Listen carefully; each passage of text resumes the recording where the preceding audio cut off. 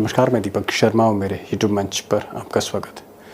दोस्तों, अगर देश का सबसे अमीर राज्य महाराष्ट्र, इंडिया अलायंस जिसे महाराष्ट्र में महाविकास अघाड़ी कहते हैं, अगर इंडिया अलायंस जीतती है तो राहुल गांधी की जो ताकत, राजनीतिक ताकत, देखिए टीम राहुल अगर सभी यानी महाविकास आघाड़ी में जो घटक पक्ष है कांग्रेस, तो कांग्रेस ने जो भी सीटें बांटी है उसमें से ऐसा समझिए कि मूल रूप से करीब करीब 25 सीटें विदर्भ में कांग्रेस के खेमे में जाएगी, 5 सीटें ये शरद पवार के खेमे में जाएंगी और करीब करीब 15 सीटें जो है 15 और 5 20 और 25 यानी 50 सीटें ये करीब करीब इनके तरफ जाना चाहिए। लेकिन अभी उद्धव ठाकरे की तरफ पूरा अभी जो पूरा क्लियर हुआ नहीं है पिक्चर जो है अभी, क्योंकि कल सारे ये वापिस लेने वाले जो भी ये है निर्दलीय लोग बहुत ज्यादा खड़े हो गए, रिबेल्स जो है बहुत ज्यादा खड़े हो गए। ये एक कल का पिक्चर क्लियर होने दो, तब और भी क्लियर कट इसके बारे में बता सकूंगा। मैं 5 तारीख को आपको बताऊं कंप्लीटली। ओके, मैं आ रहा हूं आपके पास। लखेड़ा साहब, भाई प्रकाश जी का जो एक्सपीरियंस है लखेड़ा साहब, उसके बारे में तो जितनी तारीफ करें उतना कम है।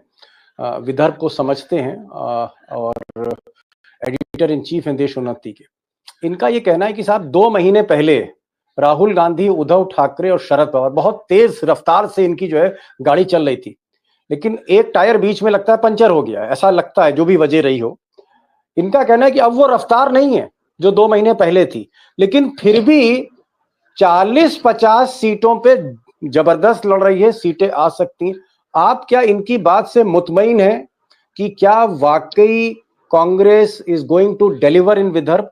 क्योंकि अगर विदर्भ में कांग्रेस ने अगर जीत हासिल नहीं करी तो महाविकास अघाड़ी की कश्ती डूब सकती है। आपको क्या लगता है कि विदर्भ में अभी भी कांग्रेस एक डिसाइसिव फैक्टर है? बिल्कुल, मैं पोरे साहब की बात से पूरी तरह सहमत हूं कि विदर्भा बड़ा बैटल ग्राउंड है महाराष्ट्र के पॉलिटिक्स का। पहले से ही बैटल ग्राउंड है, वहाँ आंदोलन की भूमि है, खेती किसानी की भूमि है, और दूसरा वहाँ जो स्टालवार्ड्स हैं महाराष्ट्र की पॉलिटिक्स के, बीजेपी के स्टालवार्ड्स जो बड़े बड़े हैं, फडणवीस वहीं से हैं, गडकरी साहब वहीं से हैं। तो मुझे लग रहा है कि वो वो तय करेगा कि महाराष्ट्र में जो मंत्रालय है वहां गद्दी किसकी बैठेगी। क्योंकि अगर कांग्रेस यहाँ से पीछे गई, महाविकास अघाड़ी यहाँ से पीछे गया, तो ये समझिए कि बाकी रीजन्स में भी इनको उतनी स्कोप नहीं है जितना विदर्भ में है। पहली बात तो ये। दूसरी बात ये है कि भारतीय जनता पार्टी का जो एजेंडा है वो एजेंडा ये है कि विदर्भा को कैप्चर किया जाए। किसी तरह विदर्भा में कांग्रेस की जो बढ़त है, जो सबसे ज्यादा सीटें उसकी आ सकती है, उनको पीछे धकेला जाए। तो मुझे लग रहा है कि अगर विदर्भा का बैटल अगर जीत लिया तो ये बाकी जगह भी ये बढ़त हासिल करेंगे, ऐसा मुझे लगता है। जी, विदर्भ का युद्ध दोस्तों जीतना होगा। प्रकाश जी ने कहा कि भाई कई ऐसे मसले हैं जहां पर नितिन गडकरी और फडणवीस से सीधी नाराजगी है। नाराजगी इसलिए है कि एक तो सेपरेट स्टेट की बात हो रही थी, और दूसरा ये था कि जो कपास है या बाकी जो फल सब्जी और फसल है उसमें सही दाम किसानों को नहीं मिल रहे। किसानों की हालत बड़ी त्रस्त है इस बेल्ट में, और फडणवीस और गडकरी साहब ने बहुत कुछ किया नहीं। इसलिए एक ये फैक्टर है जहां पर कांग्रेस थोड़ी चढ़ी हुई है। प्रकाश जी, मेरा जो सवाल है, प्रकाश जी आप सुन पा रहे हैं मुझे? मेरा सवाल ये है कि अगर आप कह रहे हैं कि महाविकास अघाड़ी बहुत अच्छा कर रही थी 2 महीने पहले, और 2 महीने बाद आपको थोड़ी सी मायूसी है, आप कह रहे हैं टिकट डिस्ट्रीब्यूशन ठीक नहीं हुआ। मुझे याद आ रहा है राहुल गांधी ने भी कहा था कि भाई टिकट डिस्ट्रीब्यूशन ठीक नहीं है, उंगली नाना पटोले पे लगी थी। तो ये जो टिकट बांटे गए, कांग्रेस ने जो टिकट बांटे, महाविकास अघाड़ी में टिकट बांटे, गलती कहां हो गई? कुछ आपको खबर है इसकी?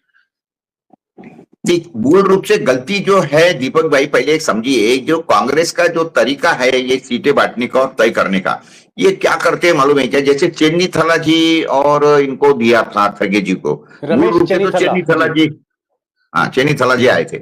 अभी बातें क्या है मालूम है क्या कि चेन्नी थला जी ये इनको महाराष्ट्र का कुछ भी मालूम नहीं है, डेमोग्राफी मालूम नहीं, कुछ सिचुएशन मालूम नहीं है। जो गांव, हर गांव के अंदर, हर मतदार संघ के अंदर जो खेमे रहते हैं पार्टी के अंदर के, वो खेमे इनको पता नहीं, स्टडी नहीं है। बातें कैसी है मालूम है क्या कि ये अगर लोकल का ऐसा आदमी देते थे महाराष्ट्र का ही, कि जिसको पूरी नस्ल मालूम, जिस तरीके से मैं उदाहरण दूंगा आपको शरद पवार जी का। शरद पवार जी महाराष्ट्र के 62 सीटें जो है विदर्भ की, हर सीट के बारे में जानते हैं, हर आदमी जो है उसको पूरा का पूरा अच्छी तरह से वो जानते हैं, नाम से जानते हैं। तो क्योंकि सबके बारे में उनको पता है। अभी ऐसे कंडीशन के अंदर चेनी तला जी अगर यहाँ आते हैं, जिनको कुछ भी पता नहीं, जिनको डिस्ट्रिक्ट पता नहीं है, वो क्या बोलते हैं चुनाव क्षेत्र पता नहीं है, वहां के जो अंडर करंट्स रहते हैं इंटरनल, जो क्या बोलते हैं उसको दावेदारी बोलो या ये रहते हैं गुट रहते हैं, वो मालूम नहीं है। अब वो क्या करेंगे, वो ही has to depend only on the local people. जैसे नाना पटोले के क्या बोलते हैं, हमारे बाला साहब थोरात उनके अंदर के क्या बोलते हैं, विजय वडेट्टीवार क्या बोलते हैं, और इसी तरीके से जो भी स्टेट के हमारे करता धरता है, 3-4 तो मैंने नाम ले लिया, और भी 2-3 जने उसमें, तो ये जो बोलेंगे बातें करेंगे वही होगा। लेकिन बातें क्या रही मालूम है क्या, कि पूरे इसके अंदर Nana Patole out of reach के रहे फोन के ऊपर के। देखिए शरद पवार को आप अभी भी फोन लगूंगा उनमें तो 1 मिनट में फोन उठा लेंगे, या कम से कम ऑफिस से फोन आएगा कि आपका फोन आया था, क्या बात है। लेकिन नाना पटोले की परिस्थिति ऐसी कि उसको फोन करते रहो, मेरे जैसे पत्रकार का अगर वो फोन नहीं उठाते तो फिर क्या करेंगे जी। ओके, बड़ा सवाल आपने खड़ा कर दिया और जवाब भी दे दिया। इसी सवाल में कई जवाब छुपे हुए हैं। लखेड़ा साहब ये कह रहे हैं कि भाई शरद पवार जो महाराष्ट्र के आप कह सकते हैं इस वक्त भीष्म पितामह हैं, इस वक्त सबसे सर्वोच्च नेता हैं, वो प्रकाश जी कह रहे हैं कि साहब हर फोन का जवाब देते हैं, 1 मिनट में कॉल बैक आ जाता है। और नाना पटोले जुमे 2 दिन हुआ है इनको दुनिया जानी है, नाना पटोले का फोन बंद रहता है। तो भाई ये राहुल गांधी या कांग्रेस ऐसी गलतियां क्यों कर जाती है लखेड़ा साहब? क्या ये गलती है या कहीं ना कहीं कांग्रेस का तरीका ही यही है मिस्टर लखेड़ा? नहीं, देखिए पोरे साहब ने तो फर्स्ट हैंड अकाउंट बता दिया आपको, उसके बाद बताने की जरूरत ही नहीं है। उन्होंने वहां बैठ के बता दिया कि पूरा उन्होंने नब्ज बता दी इनकी। देखिए कांग्रेस पार्टी के अंदर बहुत सारी वीकनेसेस हैं। वीकनेसेस जो है संगठन लेवल पर भी है, व्यक्ति व्यक्ति पर भी डिपेंड करता है, पर्सन टू पर्सन भी है। कारण क्या है कि कांग्रेस पार्टी को ऐसा लगता है कि ऐसा मुगालता बहुत सारे कांग्रेस के लोगों को रहा है कि लोग बीजेपी से नाराज होकर के हमको अपने आप वोट करेंगे, हम के अलावा कौन मैदान में है, ये एक मुगालता कांग्रेस में है। और वो रिस्पॉन्ड नहीं देना, खासतौर पर एडिटर का रिस्पॉन्स नहीं करना, पत्रकारों का रिस्पॉन्स नहीं करना, वो एक जनरल एक ऐसा एटीट्यूड है कि अपोजिशन में रहते हुए भी उनको ऐसा लगता है कि वो सत्ता में है, पावर में है, और फोन उठा देंगे तो पता नहीं क्या उनका नुकसान हो जाएगा। तो मुझे लग रहा है कि राहुल गांधी कांग्रेस पार्टी को जवाबदेह बनाने के लिए, अकाउंटेबल बनाने के लिए कोशिश कर रहे हैं, लेकिन एक व्यक्ति की कोशिश से कुछ नहीं होने वाला। ये कोशिश हर स्तर पर होनी चाहिए, डिस्ट्रिक्ट लेवल पे होनी चाहिए, खास तौर पर ऐसे मौके पर जब आप एक बड़ी चुनौती भारतीय जनता पार्टी जैसी शक्ति से आप लड़ रहे हैं जो हार को जीत में बदल देती है। हरियाणा में क्या हुआ, हार को जीत में बदल दिया। 2-4 नेताओं का जो तुनक मिजाजी कह सकते हैं, या उनकी जो है उनकी नाकामियां कह सकते हैं, या उनकी जो भी बदमिजाजी कह सकते हैं, कुछ भी कह सकते हैं। एक तरफा मुकाबला था आज से 2 महीने पहले, प्रकाश जी बता रहे हैं, और लखेड़ा साहब ने कहा कि बीजेपी प्लान बी पे काम कर रही है कि अगर ये हंग असेंबली होती, कोई नतीजा नहीं आता किसी पार्टी के फेवर में, किसी धड़े के फेवर में, तो बीजेपी अपनी दावेदारी पेश कर सकती नंबर 1 पार्टी के तौर पे। ये बीजेपी का प्लान बी है। लेकिन एक बड़ी बात प्रकाश जी ने कही, उन्होंने कहा कि जिस तरह से सरकारी योजनाएं, जिसे फ्रीबीज अंग्रेजी में कहते हैं, वो बांटी जा रही, चाहे वो लाडली बहना योजना हो या लाडला भाऊ योजना हो या कामगार हो, कई तरह की योजनाएं हैं। 1 लाख करोड़ से ज्यादा पैसा महाराष्ट्र सरकार का इसमें खर्च हो रहा है।